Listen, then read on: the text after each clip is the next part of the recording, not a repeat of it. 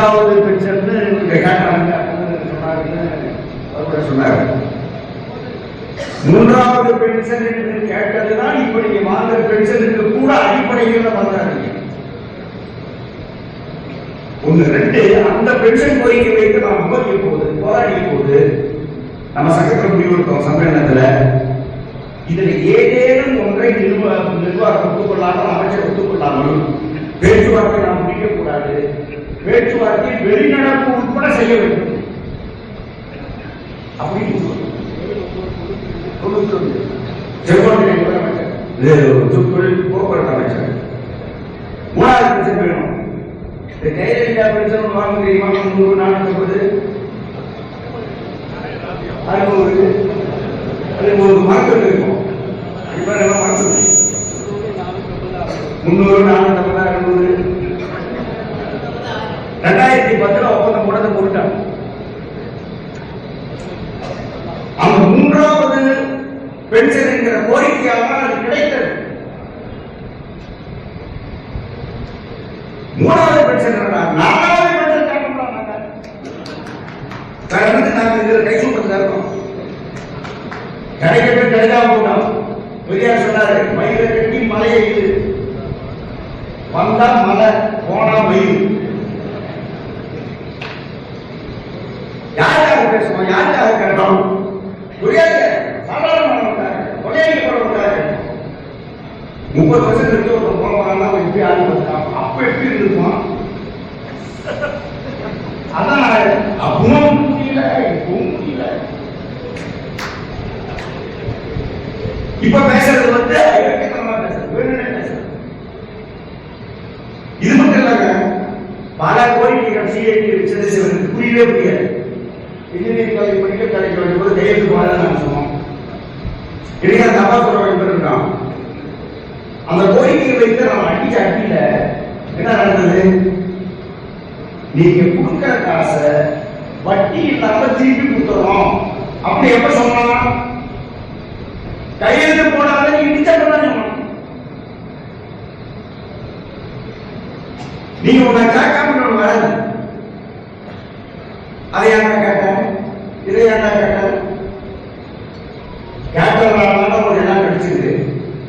இப்பவும் கிடைக்காதது எது?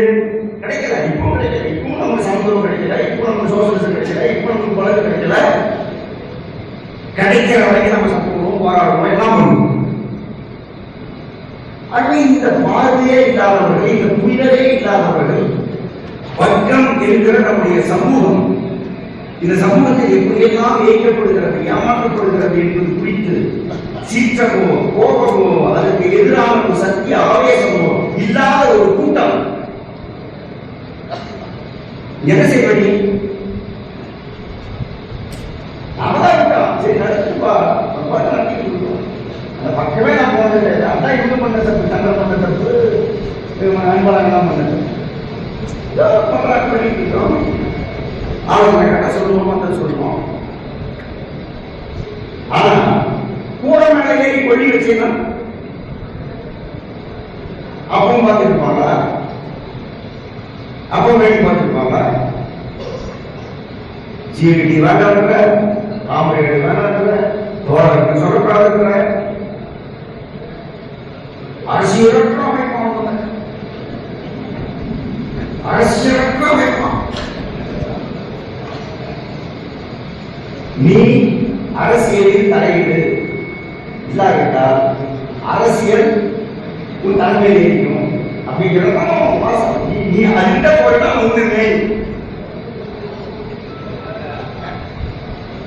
இப்ப நீ வந்து அரசாங்கத்தை ஒரு கேட்கறாங்க, கேஸ் போடுறாங்க. அது என்ன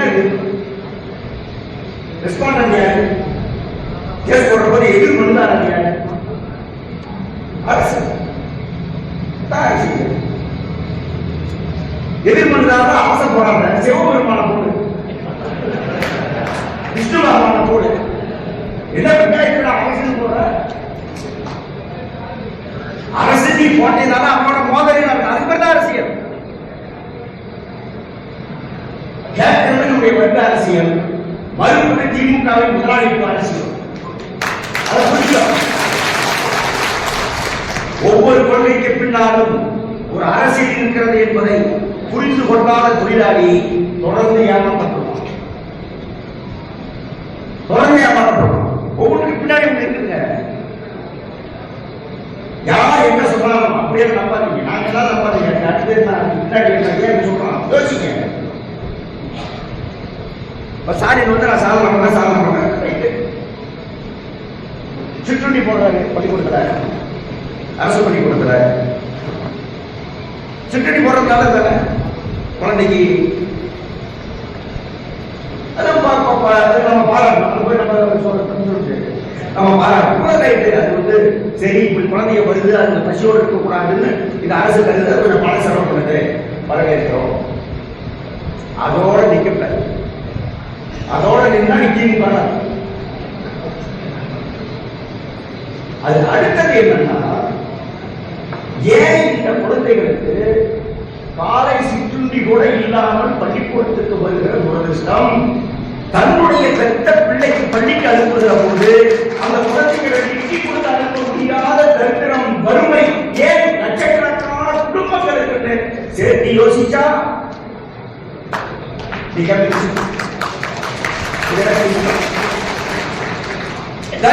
சொன்னாரு. பசின்னு ஒருத்த வந்தா உங்கள்கிட்ட என்ன இருக்குதா பசி அது நம்முடைய அடிப்படையான. அதோட நிற்காத, அடுத்து யோசி. ஏன் இவன் பசி என்று எண்ணிடம் வந்தான், ஏன் இவனுக்கு இந்த நிலை என்று சேர்த்து யோசி. அப்பதானே நீ புரட்சிக்காரன்.